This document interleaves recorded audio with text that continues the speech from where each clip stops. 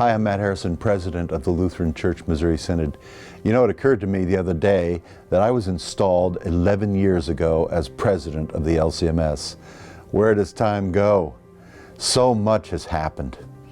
God has blessed us. I'm thankful for the privilege of serving.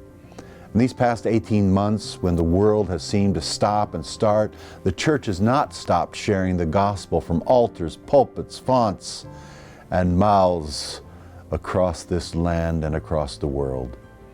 Did you know that we have across this synod some 30,000 full-time and 60,000 part-time workers serving the LCMS? That's 90,000 people in our churches, schools, RSOs, universities, and more.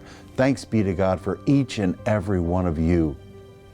On the mission field, we have a record short time in getting new missionaries to the field thanks to growing support from the church.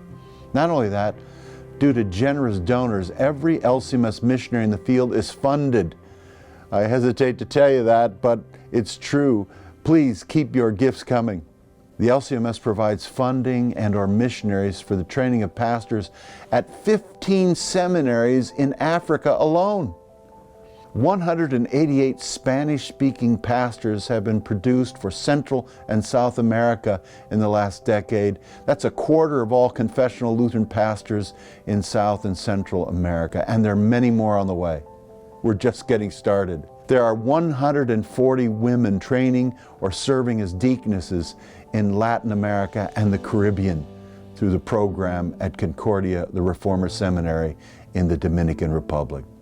Some 30 students from across Europe and 20 more from Latvia are preparing for ordination and church planting through our Livonian Seminary project in Latvia. On the home front, some 20,000 LCMS folks have received Lutheran Early Response Disaster Training, LERT we call it, an Army of Mercy in Christ. There have been 30 Take Heart doxology retreats for pastors, all of them funded by generous donors, and 30 more for teachers and commission ministers are happening now. Blessings abound. During COVID, Synod partnered with LCEF and districts, providing 935 grants to struggling church workers for a total of $1.3 million. An additional $450,000 has been allotted for district COVID conferences and more respite retreats. What a blessing these have been for so many of you. I know you're telling me about it.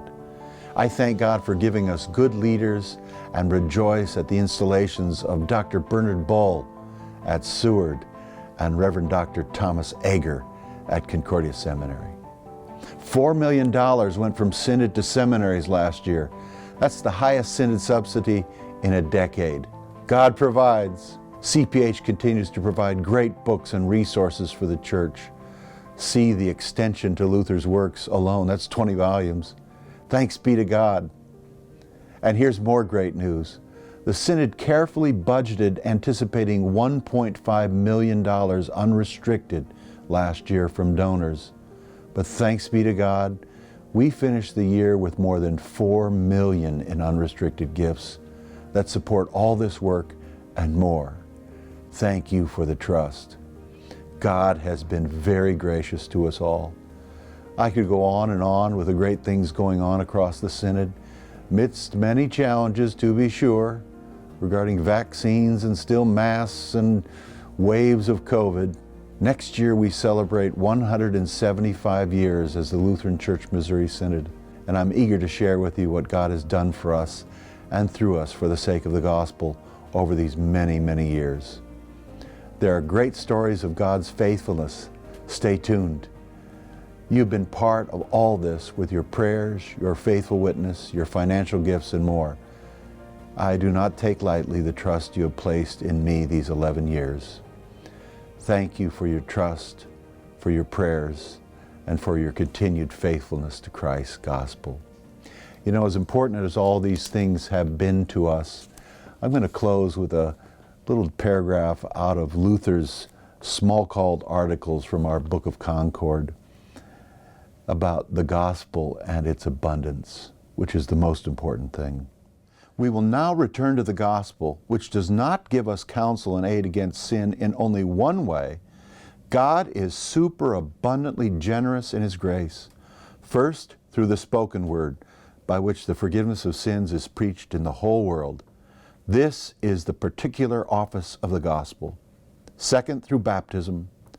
Third, through the holy sacrament of the altar. Fourth, through the power of the keys. Also through the mutual conversation and consolation of brethren, where 2 or 3 are gathered, and other such verses. Indeed, the Lord is super abundantly gracious to us in all ways. The Lord be with you. Thank you.